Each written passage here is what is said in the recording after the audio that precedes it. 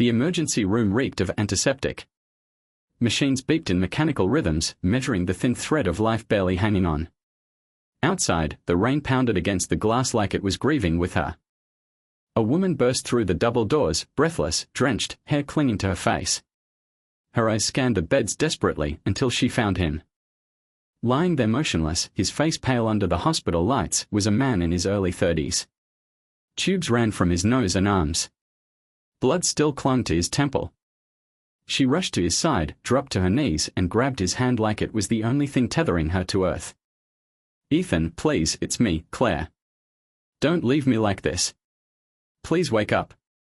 Tears streamed down her cheeks, falling onto his skin. A nurse blinked, confused. "Is she the wife?" The doctor hesitated and approached her gently. "Are you his spouse? We need to notify next of kin." Claire didn't respond at first. She stared at Ethan's unresponsive body as if the words were trapped in her throat. Then, quietly, with a voice that trembled, she said, "I'm his ex-girlfriend." The room fell uncomfortably silent. The nurse's face changed. Confusion. Curiosity. Disapproval. The doctor frowned. "I'm sorry, his ex." Claire nodded again, wiping her tears with the back of her hand. "We broke up 7 years ago. But I never stopped loving him. I thought I moved on. I even married someone else. But I saw him like this and everything inside me just," her voice cracked, "it all came back." That was the first time Claire said it out loud to anyone. She was married. Her husband's name was Daniel. A corporate finance manager. A good man. The kind of man who remembered birthdays and sent flowers to her office for no reason. A man who never yelled, never cheated, never hurt her. But also a man she never loved the way she once loved Ethan. Ethan. The first love. The heartbreak that never really healed. The ghost that lived quietly in the corners of her heart all these years. And now that ghost was bleeding in a hospital bed. Something snapped inside her that night. It wasn't logic. It wasn't morality. It was something darker. Deeper. And from that moment on, Claire made a choice. She would do anything to save Ethan. Even if it meant lying to her husband. Even if it meant betraying her vows. Even if it meant she'd never be the same again. Claire stood in the hospital corridor, her fingers trembling as she dialed her husband's number. The call connected on the second ring. "Hey, babe," Daniel answered, his voice warm and steady like always. "You still at work?" Her eyes flickered toward the ICU, where Ethan lay unconscious behind glass. She swallowed hard. "Yeah. There's a late emergency audit. I might have to stay overnight." A long pause. "You okay?" Claire forced a small laugh. "Just tired. I'll crash in the break room. Don't wait up." She hung up before he could say anything else. And just like that, the first lie was spoken. The first crack in the perfect marriage. The first night she chose someone else. Claire pulled the hoodie tighter around her shoulders and returned to Ethan's bedside. The room was quiet. Only the soft beep of machines filled the air, echoing like distant thunder.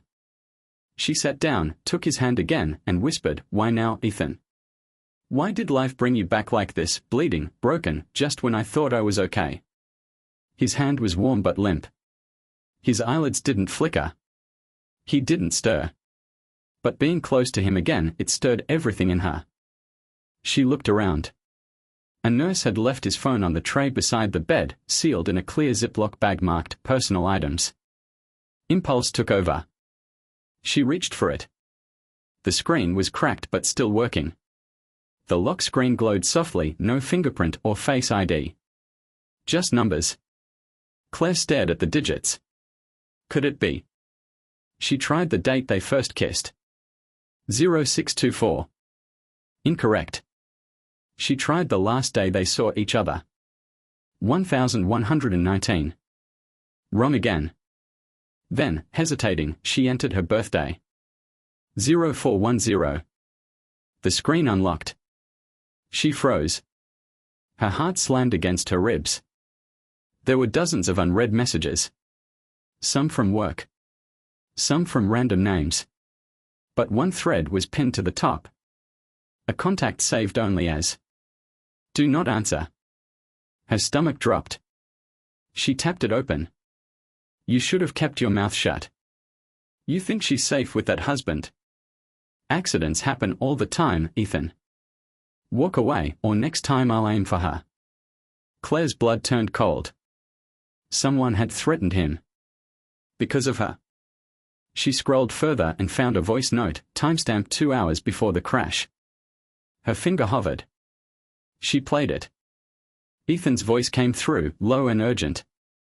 "Claire, if anything happens to me, if I don't make it, please don't trust Daniel. He's not who you think he is. I should have told you everything sooner, but I was scared. Just promise me, if you ever hear this, you'll run." The phone slipped from her hand and hit the floor with a dull thud. Claire could barely breathe. Her own husband. The man she shared a bed with every night. The man who made her morning coffee and kissed her on the forehead before work. What had Ethan found out? And why the hell had he left a warning like this? Her world was unraveling fast, and the man she thought she'd buried in the past might be the only one who ever told her the truth. Claire sat on the edge of the hospital bed, staring blankly at the floor. Ethan's warning played over and over in her mind like a siren she couldn't shut off. Don't trust Daniel, he's not who you think he is. No matter how many times she blinked, it didn't make sense. Daniel. Her kind, stable husband. He was boring in the best way, gentle, dependable, maybe a little distant lately, but still. Still what? Still capable of having someone run Ethan off the road. Claire stood up so fast her chair screeched. She paced the room like a caged animal. Her hands moved instinctively, typing a message to Daniel. "Hey, just checking in. Love you." She stared at the words before sending them. "A test." He replied within 30 seconds. "Love you too. Don't overwork. Get some rest." Simple. Sweet. Innocent. But now she didn't believe a word of it. The world had flipped upside down. Claire stepped out of the ICU and walked down the hall until she found a quiet corner by the vending machines. She pulled out Ethan's phone again and opened his voicemail. There was one more saved message, this one labeled only by a strange number and dated 3 weeks ago. She hesitated, then pressed play. "You think you can protect her? She already made her choice years ago. But don't worry, some debts always come back around. Keep digging and she dies too." Her hands went cold. It wasn't just about Ethan. It was about her. Someone had been watching both of them. And Ethan. Ethan had been trying to protect her all along. She returned to the ICU. Ethan's body still hadn't moved, but now every breath he took felt heavier with meaning.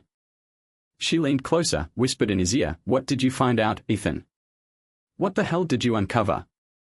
Suddenly, behind her, the curtain rustled. She spun around, nothing. Just air. But a nurse at the end of the hallway was watching her. A tall man, unfamiliar, face partially hidden behind a surgical mask. He wasn't moving. Just staring. Claire's skin prickled. A chill spread down her spine. She left the hospital as the sun began to rise, hoping fresh air would clear her head. But when she stepped out into the parking lot, her car door was slightly ajar. She froze. She never left her car unlocked. Cautiously, she opened the door the rest of the way. Everything seemed untouched except the small envelope on her passenger seat. No name. No markings. Just a single photo inside. Claire pulled it out and her knees nearly gave out. It was a photo of her and Ethan. Not from years ago. Not from when they were dating. From last night. From the ICU. Someone had been watching them. Watching her. Tracking her every move. She wasn't safe anymore. And for the first time in her life, Claire realized. She wasn't caught between two men. She was caught between a lie and a trap. Claire didn't sleep. She spent the whole night replaying every detail from the last 7 years, every smile, every holiday, every "I love you" that Daniel had whispered to her like gospel. Now, every word felt like a carefully rehearsed lie. That morning, she called in sick. Daniel didn't question it. "Take the day off," he said softly over the phone. "You've been overworking."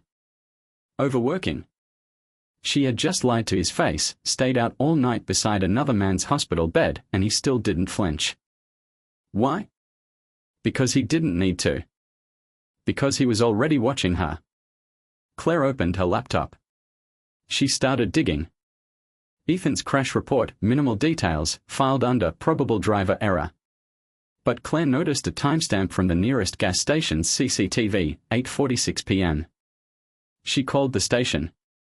Claimed she was an insurance rep. And when they hesitated, she begged. "I think someone tried to kill him," she whispered. "Please."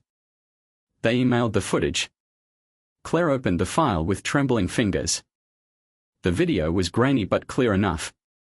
Ethan filled up his car, checked his phone, then got back into the driver's seat.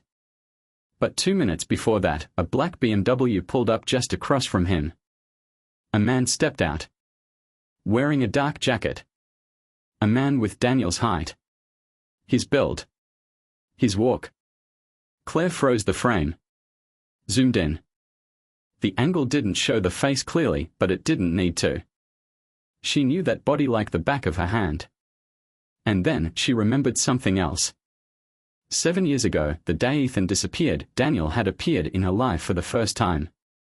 He'd been a friend of a friend. She met him at a wedding party she was forced to attend after Ethan ghosted her. He was charming. Quiet. Perfect. Too perfect. Her hands shook. She opened her old email, an account she hadn't used in years. Back when she was still with Ethan. She scrolled through the inbox. Dusty conversations, ignored advertisements. Until she found it. A message dated 2 weeks after Ethan vanished. No sender name. No subject. He didn't leave you. He was pushed out. And the one who replaced him. Be careful who you call your husband. Claire had dismissed it as a sick prank. But now it read like a prophecy. Her breath caught in her throat. She dialed Ethan's number again. Straight to voicemail. She ran to the hospital. Burst through the ICU doors only to find the bed empty. A nurse looked up from the chart. "Where's Ethan?" Claire demanded, panic rising in her throat. The nurse blinked. "He's gone." Claire's voice broke. "What do you mean gone?" The nurse flipped pages, confused. "I'm sorry. According to the record, he was transferred early this morning.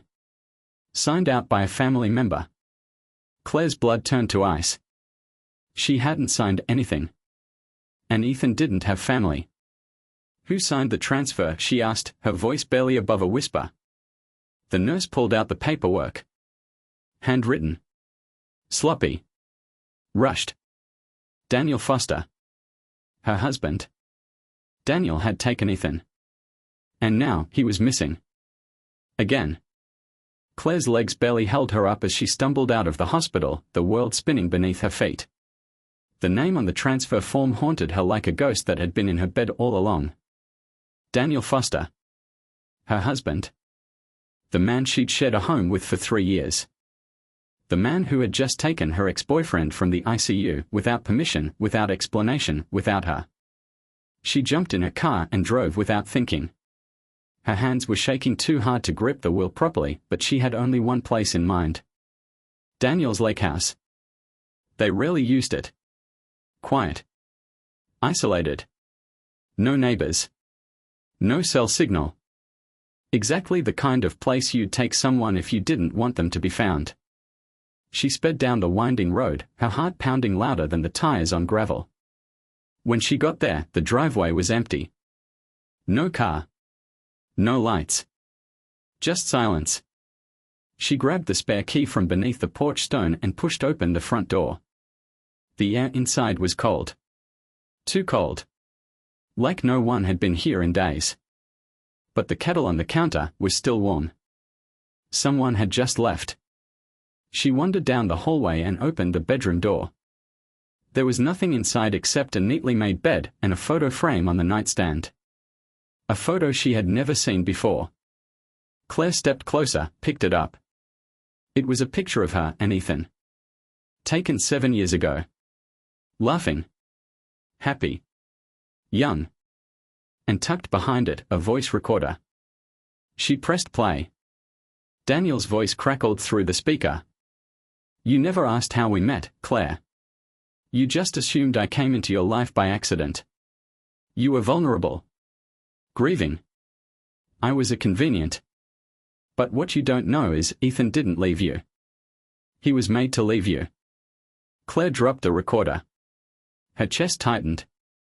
She turned and saw something sticking out from under the bed, a folder. Thick. Labeled in block letters. Claire, Phase 2. Inside, dozens of photos.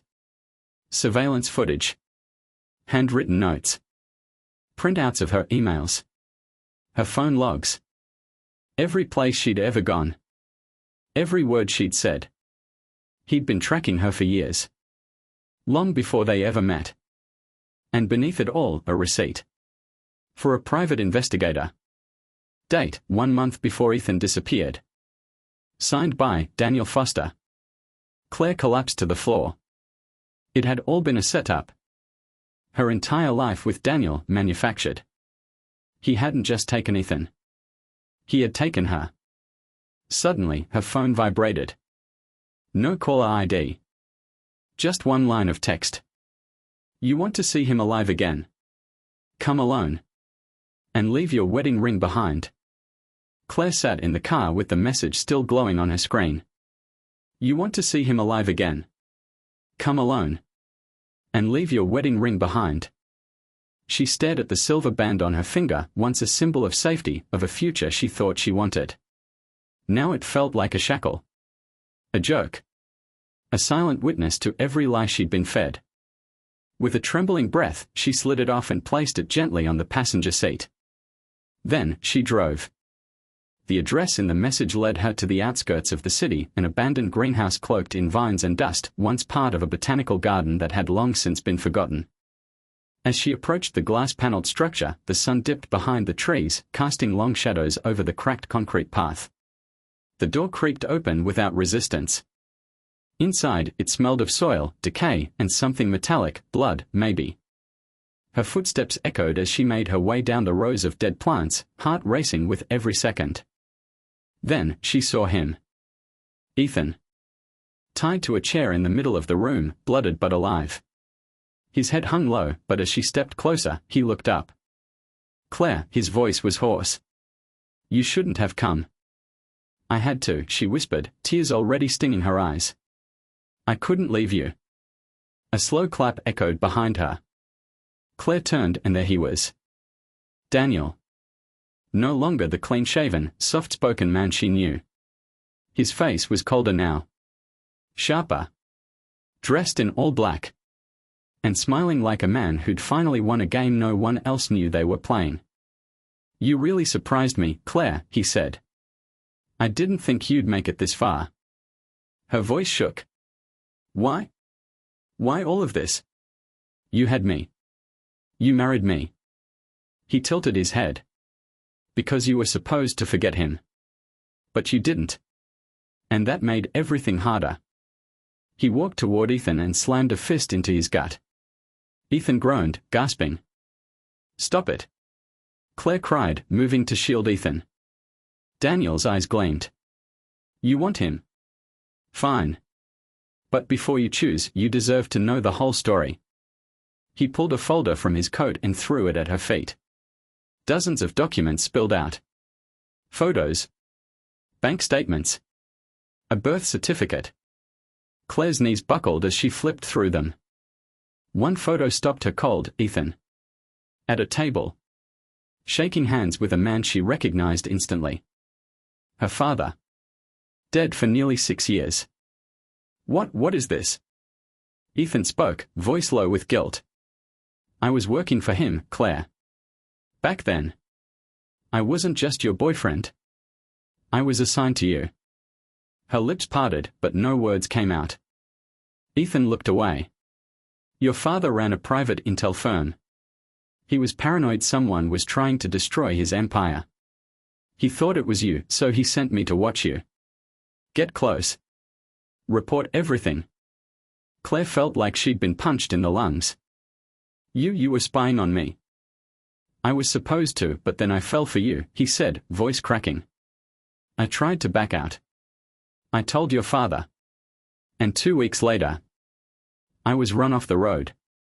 Daniel stepped in again. And guess who paid me to finish the job? Claire's hands trembled violently. You worked for my father too, she whispered. You both did. Daniel nodded slowly. Only difference is I never lied about it. I was just better at it. Everything inside her shattered. Her father. Ethan. Daniel. Her whole life had been a mission. And she was the target. Daniel stepped forward, handing her a gun. You want to leave with him, he asked. Fine. But one of us doesn't walk out of here. You choose. He backed away, arms spread wide. Ethan was bleeding. Daniel was calm. Claire was the storm. She gripped the gun with both hands. Breath shallow. Heart broken. Finger on the trigger. And for the first time in her life, she had to decide which lie she could live with. Claire stood frozen, the weight of the gun in her hands pulling her down like an anchor. Sweat clung to her skin, and the whole world had narrowed into two faces, one blooded, pleading, the other calm, smiling, waiting to be chosen. Daniel's voice was soft. Too soft. Go ahead, sweetheart. Let your heart decide. Ethan winced behind her, his voice barely audible. Claire, whatever you do, don't let him control you. Her finger trembled on the trigger. And then she pulled it. The crack of the shot echoed like thunder inside the greenhouse. Silence followed. Thick. Endless. Claire blinked. Daniel was still standing. She looked down. Ethan's arm was bleeding newly. She'd shot him. No, she gasped, the gun slipping from her hands. No, no, no. Ethan collapsed to his knees, clutching his arm. Daniel walked forward slowly, clapping again. Exactly what I expected, he murmured. You never really stopped loving him. But deep down, you didn't trust him either. Claire dropped beside Ethan. I didn't mean to. I panicked. Daniel crouched next to them, his voice suddenly gentle, almost intimate. You see, Claire, love and fear look exactly the same when you're holding a gun. Then, his tone changed. Low. Cruel. And now, it's over. He stood and reached inside his jacket. Claire reacted on instinct. She reached for the fallen gun, only to find it gone. Daniel aimed his own weapon at Ethan. You ruined everything, he said coldly. I gave her a better life. And still, she ran back to you. He raised the gun. Bang. Another shot rang out. But it wasn't Daniel who fired. His eyes widened. A red stain bloomed on his chest. He staggered backward, then crumpled to the floor. Behind him stood a figure neither of them expected. Nina. Claire's best friend. She held a small pistol with steady hands. Claire blinked in disbelief. Nina. What, how? Nina stepped forward, eyes locked on Claire. I bugged your apartment. I knew something was wrong. I followed Daniel here. Her voice broke. I trusted him too. Until I realized he was following me too. Claire couldn't speak. Couldn't breathe. Ethan, still groaning, looked up. He's gone. Claire nodded. He's gone. The three of them sat in the wreckage of glass and blood and truth. And in the quiet, Claire realized something. She wasn't just a victim. She was part of the story. She had made choices too. And now, she had to live with them. She turned to Ethan. You lied to me. He nodded. I lied too, she said, tears falling freely. To Daniel, To myself. To everyone. Ethan met her eyes. So what do we do now? Claire stood slowly, helping him up. We survive.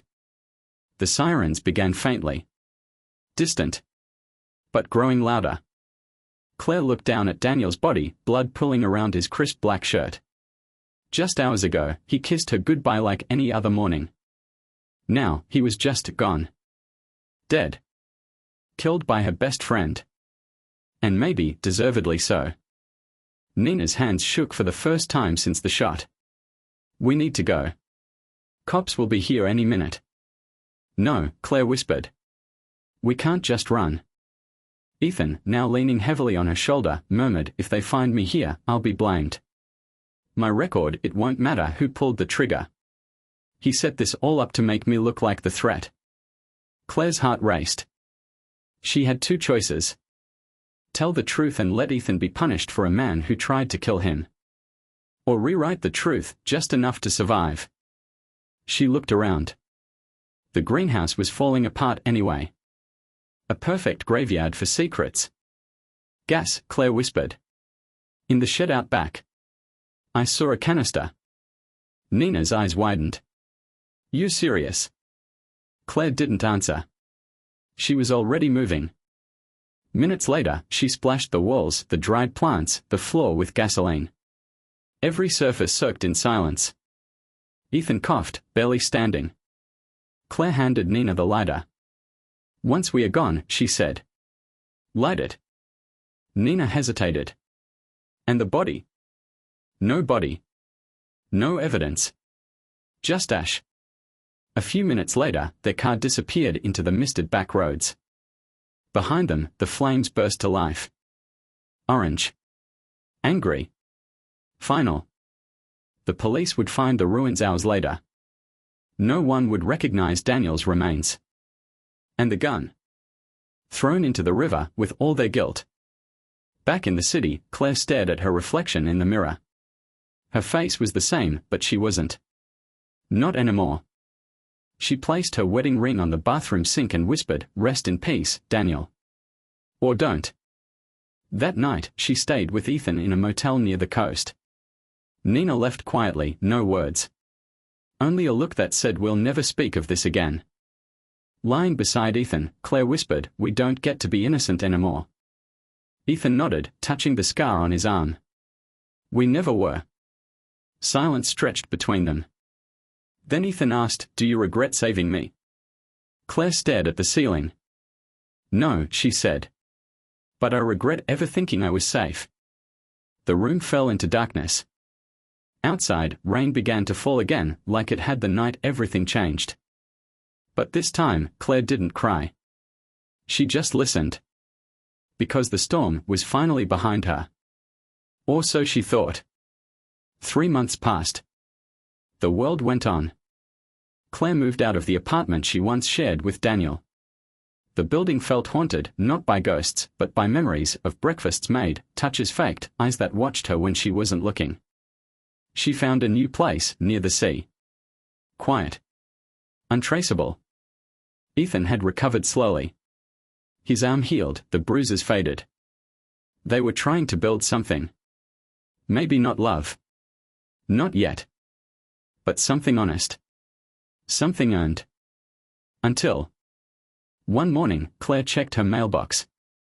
Inside was a plain white envelope. No return address. No name. She opened it. Inside, a single slip of paper. You really thought it was just him? Her fingers went numb. She turned the paper over, nothing. No fingerprints. No smudge. Clean. Intentional. She showed it to Ethan, who looked as disturbed as she felt. Daniel had enemies, he said carefully. A lot of them. Claire shook her head. No. This isn't a threat. It's a message. She sat at her desk, heart pounding, and opened her laptop. Typed in Daniel's cloud drive password. She had tried it weeks ago. It was locked. Now? It opened. Inside, one folder. Claire. She clicked. Dozens of audio files, videos, photos, all time-stamped, all documenting her life from years ago. Some footage was from her office, some from her phone, some from inside their bedroom, and one video labeled, "If she finds out." She clicked it. Daniel's face filled the screen. He looked tired, sad, but calm. "Claire, if you're watching this, then I'm dead. Or close to it. I always told myself I'd come clean. I just couldn't do it without losing you. What you don't know is I wasn't working alone. None of this was just me. They chose me because I was boring. Because I could disappear into your life without a ripple. But if you're watching this, that means they know I failed. And now, they'll come for you too." The video ended. Claire's body went ice cold. Ethan stared at the screen, jaw clenched. He wasn't bluffing. Claire whispered, "Then who are they?" Just then, her phone buzzed. Unknown number. One message. "You destroyed the porn. Now meet the players." Attached, a photo of Claire and Nina drinking coffee outside her new apartment. From that morning, Claire dropped the phone. "They are watching us." Ethan's voice was like gravel. "Claire, this isn't over." Claire looked at the wall in front of her, expression blank, voice hollow. "No. It's just beginning." The message replayed in Claire's mind like a looping scream. "You destroyed the porn. Now meet the players." Who were they? Who had watched her every move, guided her into Daniel's arms, pulled the strings long before she ever realized there was a game being played? The world around her felt unreal, like every room she walked into had eyes. That night, Ethan stayed silent. His jaw tense, his fists curled. He'd faced death, betrayal, torture. But this was something darker. Claire turned back to Daniel's cloud drive. She opened every file, every note, and every encrypted message. Buried deep inside a folder marked C12EX, she found something that stopped her heart cold. An application form. With her name on it. It was dated 10 years ago. Signed with her own handwriting. But she'd never seen it before. The form was titled Behavioral Asset Recruitment, Level 4 Candidate Memory Adjusted. And beside it, medical records. Brain scans. Therapy sessions. All real. All hers. But she didn't remember any of them. Ethan read over her shoulder. "Claire, this can't be real." But it was. She kept scrolling until she found a document titled Claire. Active Asset. Programmed Response, Emotional Containment Through Relationship Trauma. She shook her head violently. "No. This is insane. I'm not some experiment." But the video file that came next shattered what little denial she had left. It showed her in a white medical gown, years younger, hooked to wires, answering questions. A man's voice off screen. "Claire, do you remember why you're here?" Her recorded self blinked, dazed. "To help people." "And what happens if you fall in love?" She smiled.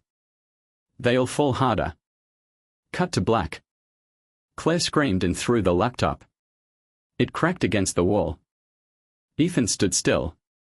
Silent. She spun toward him, voice shaking. "Do you think I'm one of them?"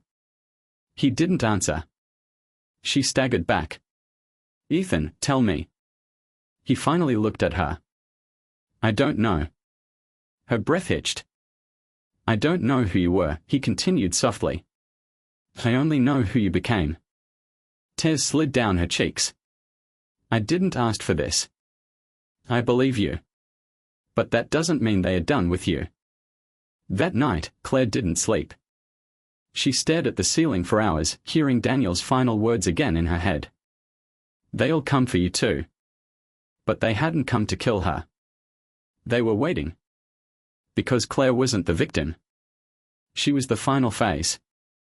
The memory-wiped weapon. Activated by love. And now, She was awake. And she was angry. Claire didn't cry. Not anymore. The woman who once broke down beside a hospital bed, torn between guilt and love, was gone. In her place stood something colder. Sharper. Focused. They had created her. Now she would return the favor. The next morning, she packed a bag. Not clothes. Hard drives. Cash. A burner phone. Her father's encrypted briefcase, still unopened since his death. She would need it now. Nina met her at a train station outside the city. "I thought we were done with all this," Nina whispered. Claire handed her a flash drive. "What's this?" "Everything Daniel had on me. If something happens to me, send it to every news outlet, private agency, and international watchdog you can find." Nina stared at her, afraid. "Claire, what are you planning?" Claire looked back at her, voice steady. "To end what they started." That night, in a quiet town near the Swiss border, Claire walked into a cybercafe and plugged in her father's briefcase drive. It required 2 passwords. She guessed both in less than a minute. Inside was a map. Not of roads or cities, but people. Photos connected with red lines. Symbols. Codename strings. At the center, Project Calypso. A Black Ops psychological experiment in weaponizing emotional trauma. Recruit children. Reprogram them. Strip memory. Reinsert them into the world. Monitor reactions. Evaluate effectiveness. Claire's file was marked Calypso 07. Status, reactive. Memory suppression, 76%. Trust conditioning, highly responsive. Prime trigger, loss. She wasn't just a target. She was a test subject. And Daniel? Just a handler. An assigned controller meant to guide her responses. Ethan. A disruptor. But there was one name that appeared repeatedly throughout all the files. Dr. Malcolm Rains. Psychiatrist. Behavioral architect. Thought to be dead. Claire whispered it aloud. "You're the one who made me forget." A final line chilled her blood. In the event of asset failure, initiate phase Omega. Reset or eliminate. Reset. Or eliminate. She stood up, eyes burning. Not this time. She booked a flight to Geneva under a new identity. Rented a car. Drove through winding roads until she reached the last known address listed in the data dump. A stone villa on the edge of a cliff. She knocked once. And to her surprise, the man who answered was expecting her. Tall. White-haired. Calm. "Claire," Dr. Rains said gently. "You're earlier than I predicted." She stared at him, stunned. "You knew I'd come." He stepped aside and smiled faintly. "Of course. It was always part of the design." Claire didn't flinch. "Then let's finish this." Claire stepped inside the stone villa, the walls lined with books and surveillance monitors, most of them off. No guards. No cameras. Just him. Dr. Malcolm Rains. The man who wiped her memories. Who rewrote her identity. Who chose her trauma. He moved with the slow confidence of someone who believed he was still in control. "I imagine you've seen the files," he said, pouring tea like they were old friends. Claire didn't sit. "I know what I am." Rains looked up. "No, Claire. You only know what I made you believe you are." He slid a folder across the table. Her name printed neatly on the tab. She opened it. And froze. Inside was a photo. A little girl, herself, standing outside a burning building. Her parents' house. The night they died. "I thought my parents were in a car crash." "They were," Rains said. "But the crash was staged. After the fire. After your father tried to leave the program. He wanted out. He wanted you out. And they killed him for it." Claire's throat closed. "You were never meant to be an asset. He created you to break the system. That's why they came for him. That's why I came for you." She stared at him, eyes burning. You're the one who gave me to Daniel. No. I saved you from what came next. Daniel was a cleaner. But even he didn't know everything. Only I did. Claire raised her gun. Then tell me what I was made for. What was the point of all of this? Rains didn't flinch. To see if love could survive programming. Silence filled the room. You were the only one who passed every test. You still loved Ethan, even when you were conditioned to forget. That's why they feared you. Because you weren't just controllable, you were proof they couldn't erase the soul. Claire's hands trembled. And now, she whispered. Now? Rains smiled faintly. They'll keep coming. Until you're either under their control or dead. Claire stepped back. Then I'll burn them all. He tilted his head. Or you can let me help you disappear. She hesitated. Rains set down a small device, a black flash drive. One upload. One button. Their entire archive wiped. Everyone involved. Erased. But once it's done, they'll come for me. And you'll never hear from me again. Claire stared at it. She could end the game. Burn the machine down. But she would also never know who else was out there. She could keep fighting. Or disappear forever. She looked at the drive. Then at Rains. You built me to destroy, she said quietly. But I get to choose what I become. She took the flash drive. And walked away. 6 months later. Ethan waited at a quiet cafe in Lisbon. Claire sat across from him, sunglasses hiding eyes that had seen too much. No more secrets, he asked. She shook her head. No more secrets. The world hadn't changed. But she had. And for once in her life, she was free.